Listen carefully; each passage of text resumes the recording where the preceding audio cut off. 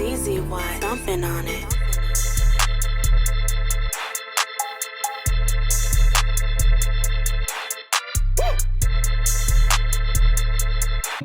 I'm going to try to keep it in order chronologically, or at least so that it makes sense to the average person who doesn't have to deal with this.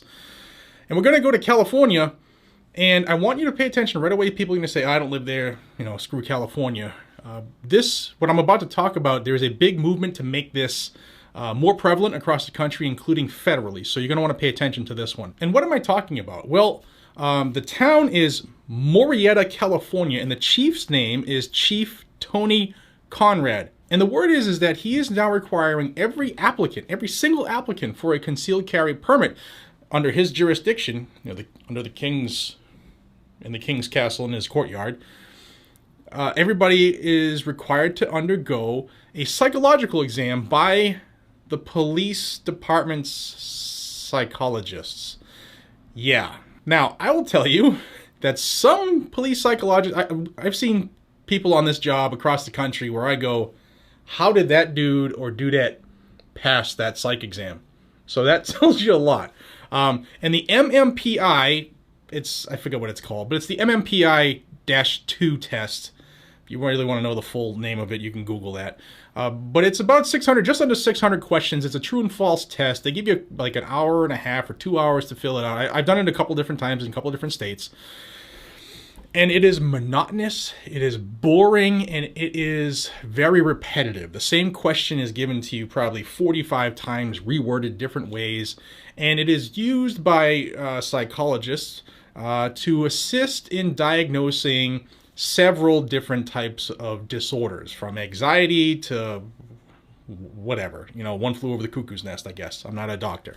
But I'll tell you that some of these police psychologists, yeah, some of them probably should see a psychologist. Now, this test is going to cost the applicant in this city or town of Murrieta an additional $150 on top of everything else they have to do. They have to pay for this test that the chief is mandating they go to, and that's just in order to apply for this concealed carry permit, just to apply. Now, states and the federal government, in order to be federally prohibited from being able to get a license for, you know, a permission slip from the government for your rights. In order to be denied on the case of mental illness, you have to be adjudicated by a court. You have to be adjudicated mentally deficient, and different states call it different things, so don't jump on the freaking typer and say, Jared, it's not called, yeah, it's called different things in different states. So you have to be adjudicated that. This test doesn't adjudicate jack splat.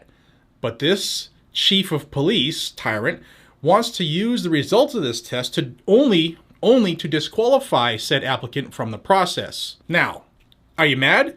You absolutely should be. And here's the kicker that's going to pee you off a little bit more. According to California state law, the chief is within his rights here. He's following California state law. He's violating the Constitution. He's violating your Bill of Rights 100%. But he's still following state law. And if the state law violates the Constitution, just doing our jobs. Now, Bearing Arms has done a good job documenting this, and I'll link I think there's 2 articles they've done on it so far. I'll try to link that down below for you. And don't forget California. I saw this on one of their articles. California is a red flag state. So what's to stop this king tyrant chief wannabe from, say you go in and you mess up this test because you're falling asleep and you didn't have your coffee and it's monotonous and it drones you out and you screw it up. Now, say you come out of this test with something, I don't know, say a borderline personality disorder, and this chief decides to use that against you to stop your process for your CCW. Now, this could happen on a renewal as well. So if it's a red flag state, does that mean that this chief is not going to red flag that person and take all their lawfully, legally owned items? Again, red flag violates so many of our civil rights and the Bill of Rights, so many of them. I've done tons of videos on it. If you're not familiar with what that is, please use the search function on my channel. You'll learn a lot. But what's to stop this tyrant king wannabe clown from doing that? Butkus. Now, I want you guys and gals to follow along here. This is the California law, the penal code for license to carry a firearm, CCW, okay? And it says the requirements are You have to be in good moral character. Good cause exists for issuance of the license. That is the may issue, shall issue, which is unconstitutional. We'll go back to that here in a little bit. Now it says you have to be a resident of the city or county, or you have to have that as your primary place of employment or business if you want to do it as a business owner.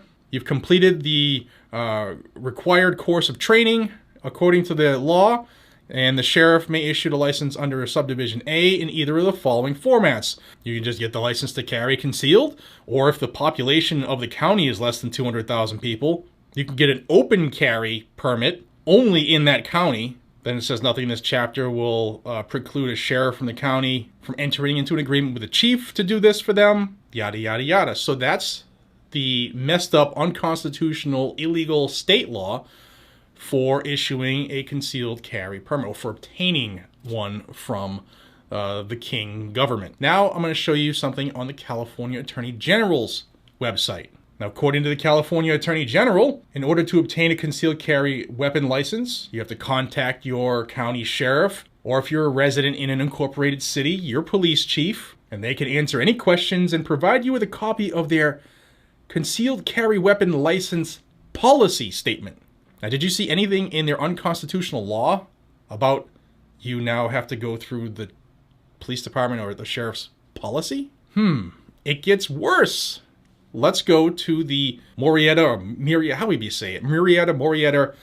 Police Department's webpage, and these are the requirements they have for obtaining a CCW. Again, must be a resident of the city, must be 21 years of age, a U.S. citizen. You have to complete the application. You can't be federally prohibited. You have to be of good moral character. You have to show you have to show good cause for the issuance of the license. Again, we'll come back to that. Pay all fees associated. Provide proof of ownership and registration of any firearm associated with this license.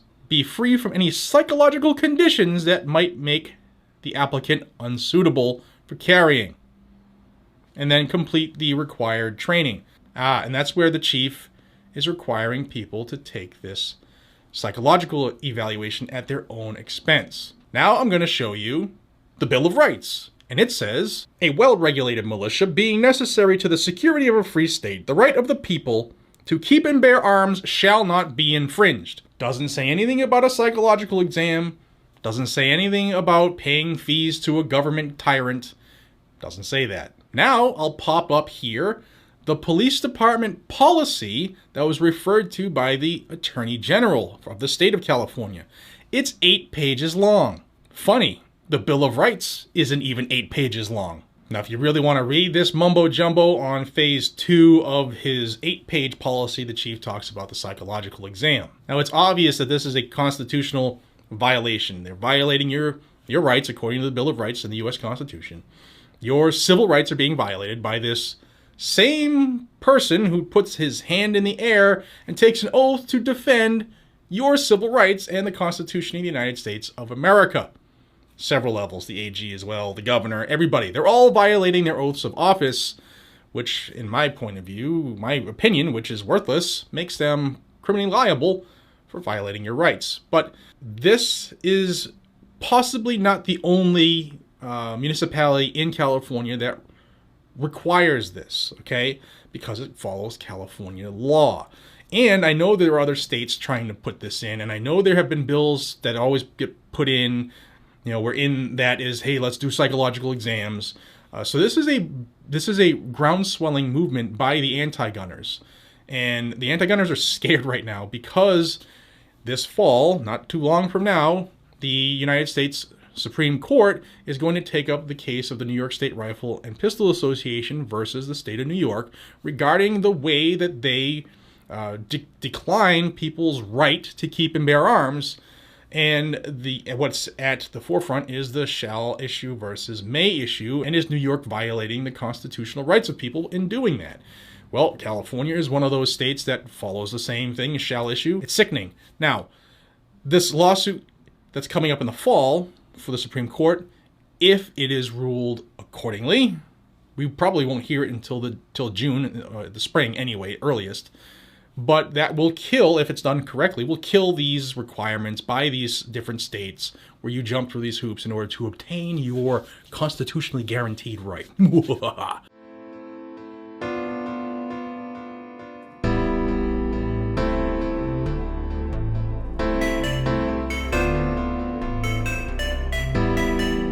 It's easy, why? Something on it.